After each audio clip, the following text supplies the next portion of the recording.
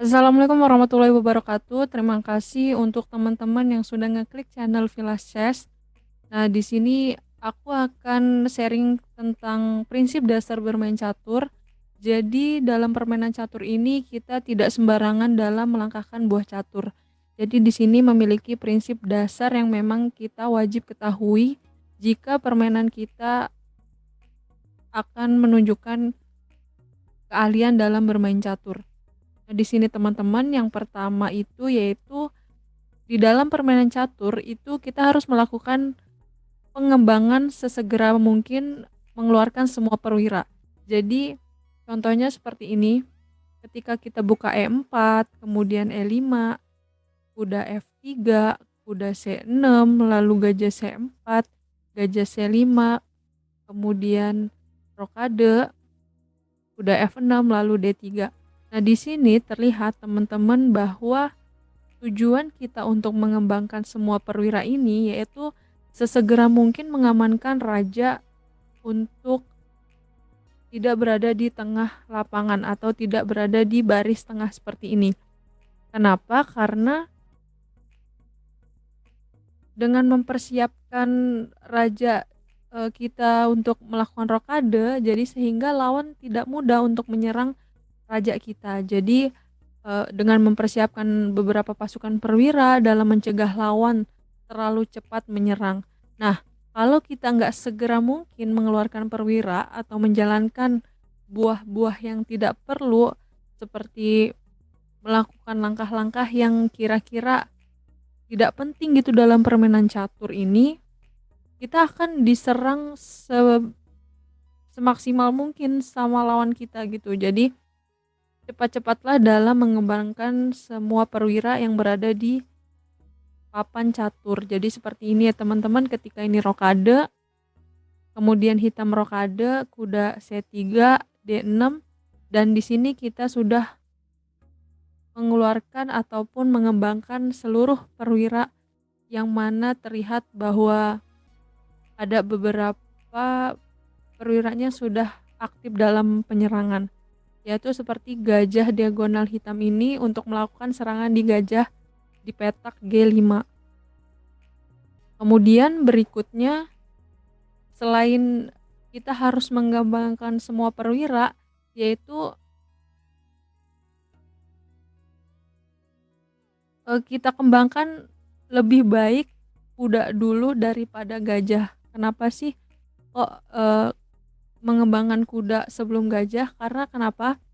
Karena seperti ini teman-teman lihat bahwa kuda C3, kita melakukan pengembangan kuda ini karena kuda sebelumnya terlihat tempatnya itu berada di B1 dan dia ini memiliki langkah yang tempat yang pasif gitu. Jadi perbedaannya gajah kenapa harus kuda terlebih dahulu, kuda ini menempatkan ataupun menguasai petak-petak itu hanya sedikit, sedangkan gajah itu walaupun dia masih berada di tempatnya seperti gajah C1 ini, dia bisa menyerang diagonal dari jarak jauh seperti diagonal di H6 ini teman-teman. Jadi itu mengapa kuda yang dikembangkan dahulu daripada gajah. Jadi di sini ada beberapa posisi yang mana kuda C3 ini untuk mengatasi ataupun menjaga petak-petak yang menyerang wilayah lawan.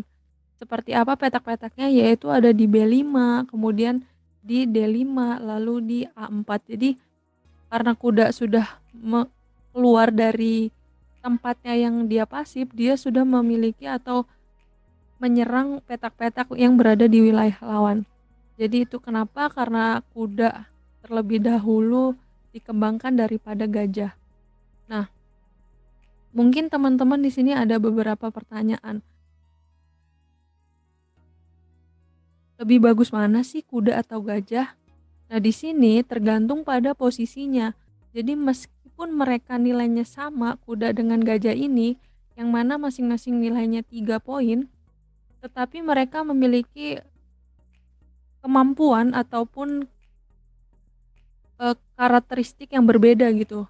Jadi jika kita melihat bahwa gajah ini dia dominan untuk berperan dalam pembangunan di permainan catur itu ketika posisinya yang terlihat terbuka ataupun lebih dominan yang dari jarak jauh seperti ini teman-teman. Jadi perbedaannya kalau misalkan kuda dominannya berperan yaitu di posisi tertutup. Nah, di sini nanti bakalan aku bahas di video berikutnya bangunan yang memperlihatkan keunggulan kuda dan gajah, yang mana masing-masing terlihat bahwa ketika kuda berada di posisi tertutup seperti apa bangunannya, kemudian ketika berada ataupun gajah di posisi terbuka itu karakteristiknya dominannya itu seperti apa. Nanti video berikutnya bakalan gua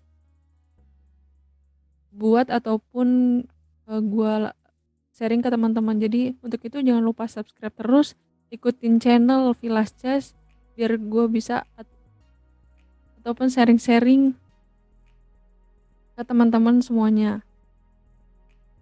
Dan berikutnya yang mana di sini terlihat bahwa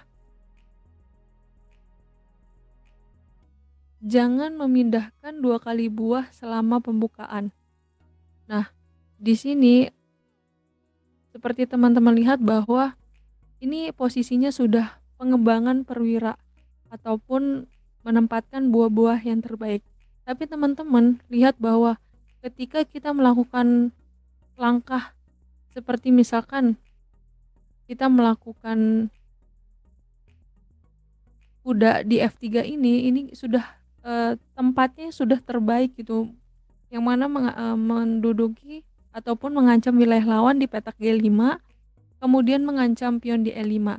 Tetapi teman-teman melakukan hal yang memindahkan buah ataupun menarik buah yang tidak semestinya, yaitu kuda E1. Nah, di sini terlihat bahwa pasif sekali kuda yang berada di E1. Jadi teman-teman jangan sekali-sekali memindahkan buah 2 kali ataupun langkah buah selama pembukaan. Nah, di sini akan merugikan ataupun membuang-buang waktu yang seharusnya kita sudah mempersiapkan strategi, kemudian penyerangan-penyerangan terhadap buah lawan, tetapi kita malah melakukan hal yang tidak berguna ataupun buang-buang waktu. Nah, berikutnya teman-teman bisa dilihat bahwa bangunan seperti ini yaitu prinsip dasar dari bermain catur. Jangan sekali-sekali melakukan langkah yang tidak perlu. Seperti apa? Seperti misalkan melangkahkan pion A3. Jadi di sini A3 ini belum terlalu dilakukan karena apa? Karena belum ada ancaman terhadap petak di B4, karena ini masih bisa dilakukan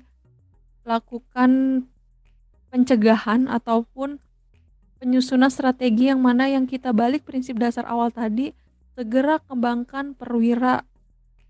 Karena apa? Karena kita harus mengamankan raja di petak S1. Nah, di sini bisa disebut bahwa pion A3 ini bakalan kalah tempo. Jadi apa sih tempo itu? Jadi tempo itu waktu giliran kita melangkah. Nah, seharusnya giliran melangkah itu kita manfaatkan, tetapi ini malah diberikan oleh lawan. Sehingga apa? Sehingga tempo yang kita miliki itu diambil oleh lawan. Seperti contoh ibarat ketika kita mau naik tangga nih. Ketika kita mau naik tangga, ketinggalan dua anak tangga, jelas yang sampai duluan yaitu yang sudah menduduki anak tangga berikutnya gitu. Jadi dalam catur ini pentingnya tempo membuat kita bisa mengendalikan permainan. Jadi kenapa? Jadi penguasaan kita itu kurang, yang seharusnya bisa kita duduki tapi lawan sudah menduduki tempatnya. Jadi jangan sampai melakukan langkah yang tidak perlu sehingga kita kehilangan tempo. Jadi ini salah satu prinsip dasar yang mana jangan buang-buang langkah yang tidak berguna, otomatis akan melakukan kehilangan tempo gitu. Jadi seharusnya kita melakukan pengembangan buah seperti gajah CM cepat ataupun kuda F3 lalu segera mengamankan raja dengan cara rokade. Jadi berikutnya, nah bangunan seperti ini terlihat bahwa selanjutnya prinsip dasar selanjutnya yaitu jangan sekak yang tidak perlu. Seperti apa sih? Seperti gajah ke B5. Nah, di sini teman-teman lihat bahwa gajah di B5 ini gampang sekali untuk dicegah ataupun ditangkal oleh lawan. Karena skak yang tidak perlu di sini selama pembukaan dapat langkah yang kira-kira membuat kita itu tidak bisa ataupun sia-sia gitu dalam skak raja lawan. Karena apa? Karena mudah sekali untuk ditangkal di gajah B5 ini. Seperti kita bisa melakukan pion C6 dan kita harus melakukan ataupun mundur dalam langkah yang seharusnya kita menggunakan atau strategi-strategi yang lain. Seperti bisa mengeluarkan kuda F3 lalu kemudian rokade. Jadi di sini kita membuang-buang waktu terhadap ancaman yang dilakukan lawan. Ketika kita langkah ke gajah E2, nah di sini terlihat bahwa kita memiliki keunggulan dalam melangkah. Nah, sayang banget kalau kita sudah memenangkan tempo tadi bahwa giliran melangkah yang dilakukan oleh lawan seharusnya kita ambil gitu dalam melakukan temponya. Jadi teman-teman jangan sekali-sekali untuk sekak yang tidak perlu di sini. Jadi itu beberapa prinsip dasar bermain catur. Berikutnya masih ada part-part berikutnya dalam prinsip dasar bermain catur. Ikuti teman-teman terus Vilas Chess channel ini, semoga bermanfaat untuk teman-teman dan juga dukung terus channel Vilas Chess. Semoga aku tambah semangat untuk membuat video-video selanjutnya. Nah, di sini kita latihan bareng, bukan saling mengajarkan ataupun siapa yang pintar gitu, tapi kita membahas partai-partai yang kira-kira teman-teman belum mengetahuinya. Jadi aku yang di sini istilahnya beberapa tahu dalam bermain catur akan sharing ke teman-teman untuk supaya kita sama-sama dalam bermain catur. Oke, itu teman-teman, semoga bermanfaat.